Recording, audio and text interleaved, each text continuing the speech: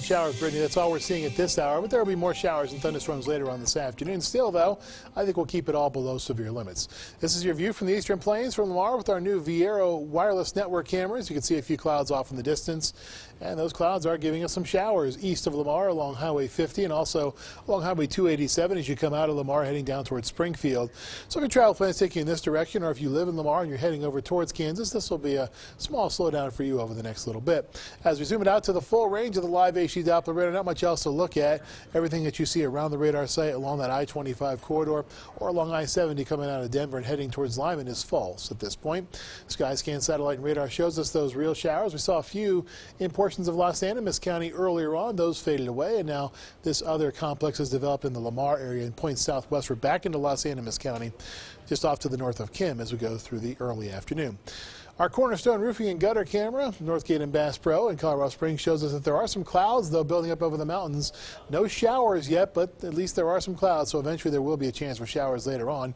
75 is the temperature. Winds out of the west-northwest at 3 miles per hour. Skycast as we go through the rest of our Thursday. There's that chance for showers popping up again as we go through the early portion of our Thursday and into our early Friday. Well, by that point, you lose the heating of the day. You lose that chance for showers and storms. In other words, a fairly typical monsoonal pattern for us around southern Colorado.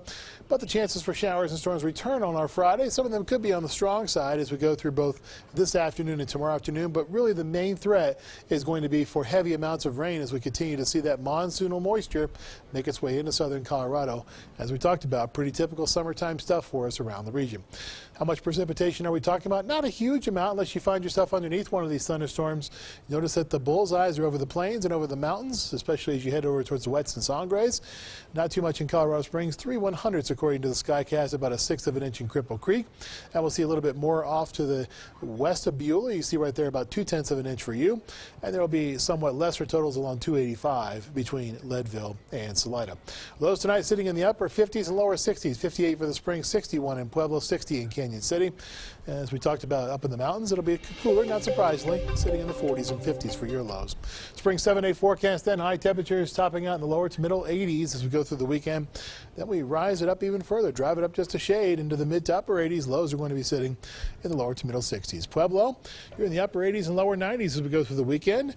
And then temperatures for you rise up to the middle 90s by next Tuesday, lasting through next Thursday. Canyon City, it's mid to upper 80s for you into and just out of the weekend. We'll see temperatures rising up to the lower 90s and then eventually mid to upper 80s by next Thursday as we begin to cool things off just a shade. Dry them out too, by the way, as well. You notice that there's not much chance for showers or storms as we go through the end of the forecast. Teller County will be in the 70s across the board, middle 70s throughout the weekend.